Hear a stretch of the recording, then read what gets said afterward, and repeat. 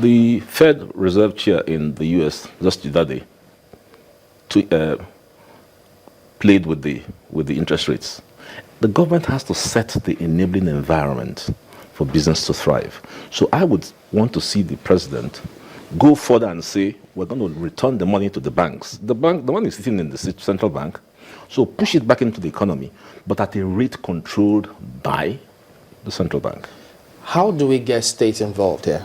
Because a lot's happening at the federal. That's a different ballgame. That means you have to have a conversation that virtually all the presidents of Nigeria have had in the national conference. It's time to just sort this out.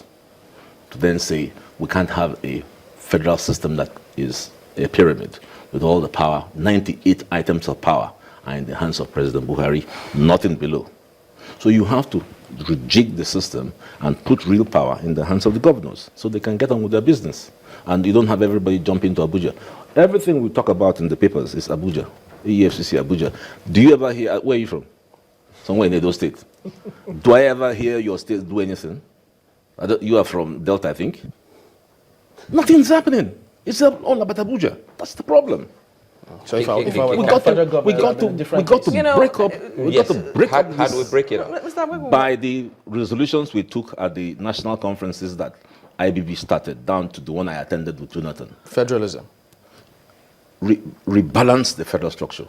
Give real power to the states. Mr. Wakuba, in some areas you say, this is the reason why they can't do this, this is the reason why they can't do this, but you've also mentioned people who, in spite of everything, have still been able to do what it is that they're doing. Like who? So the billionaires you mentioned they're doing all they can do in spite of... They are private individuals determined to make money. Yes, so do you But they are limited. They need the state to create wealth. But in their own sphere of influence, they are doing the best to use their hands to break the barriers. That's not their job. Is it my job, for instance, if I have a factory in Onitsha, to build the road? It's not my job. Do you think the focus of government now on trying to empower young entrepreneurs is misplaced? Absolutely not. That's what's happening in the UK. The UK has a youth scheme project. It's working. That's why I say Lagarde's prescription is wrong. Why is she not telling the British Prime Minister David Cameron the same thing she's saying here? Because they are pumping subsidies in the UK to the system to benefit people who need to be, propped. So what we need to do here is to discover our real problem. Wealth creation is Nigeria's problem. We're not creating it.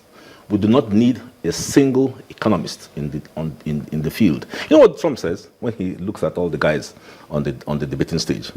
He said, look, how many of you have made money? How many of you have employed anybody? I'm the only guy. I'm rich. That is Trump's punchline. I create wealth. If we extend that to our own politics, yes, shouldn't we be asking ourselves too that isn't it about time that you have people who have succeeded in the private sector to get into politics? They are pushed out. That is exactly my point. Those guys that should be in the public space are pushed out. That's the challenge we have. I don't know how to resolve all of this. I don't know how we can resolve it in this short, question time. But it's clear to me that the way to go is wealth creation. I've seen it happen with a lot of my clients who are billionaires and are quiet. There's a guy. The question of, sorry to interrupt you there, but the question will be, how is it that people become billionaires in an economy that you say produces nothing? Because there's money here. That's why. So what are they doing to get the money? Go and ask Aliko Dangote. Go ask him. He is producing something. Is he producing? We can see products that he is producing. Right. These people who you say are billionaires, what are they producing that they're making so much money? Dangote is going to do a factory shortly in That's what I'm saying. We can point to the things that he's done. Why is the discussion in Abuja? Why are the stars, the guys, the politicians? The other day you had people talk about whether they should buy Prado Jeeps or other things. Why is it that the guys we look up to are the wrong people, the politicians, rather than the guys who create wealth? So the guys go away. Are you saying we shouldn't question them? Question I mean, who? if, for instance, an economy is saying, the government is saying we're on our knees in terms of where the economy is, I mean, we barely have enough, and then legislators are spending so much money to buy cars, shouldn't we question them? No. My point is that the reason why we celebrate them is that we think that that is the way to go. Whereas the way to go is the way that Atedo Peter Side has gone, on his own, without support. I've just told you that Newi, a small town, has perhaps more money than the federal government has. How did they do it? Why is it that the president of Nigeria or the governor of Anambra isn't asking, how do you guys do this? Then they can tell them, you know what, if you can assist us with accessing capital, if you can assist us with building roads, actually, you know what, we can also bring money. We can assist you in a very well constructed legal framework, which we call PPP, Public-Private Sector Partnership.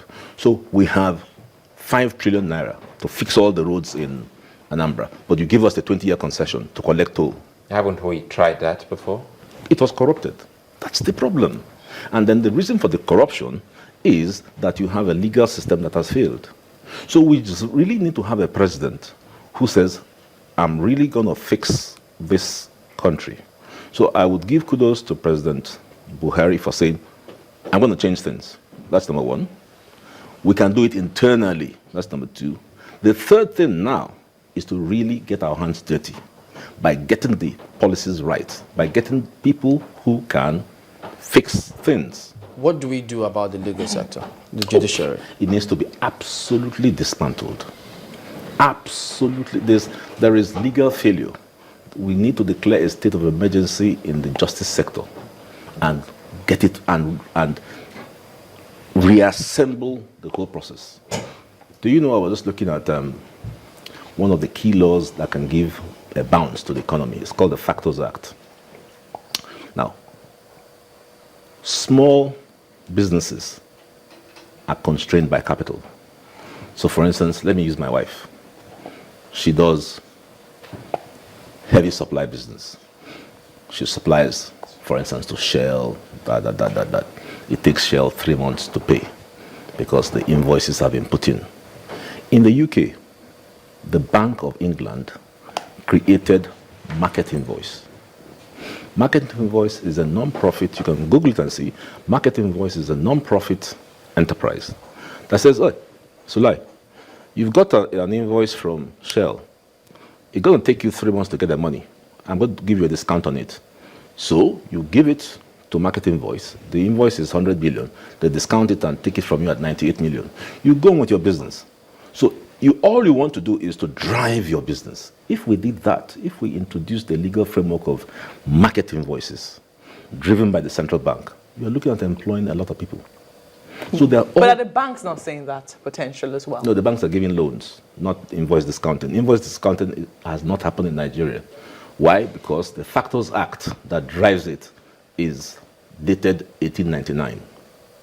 And I don't see why on my life we cannot fix it. So the answers are quite simple. But I think it's easier to go to Abuja.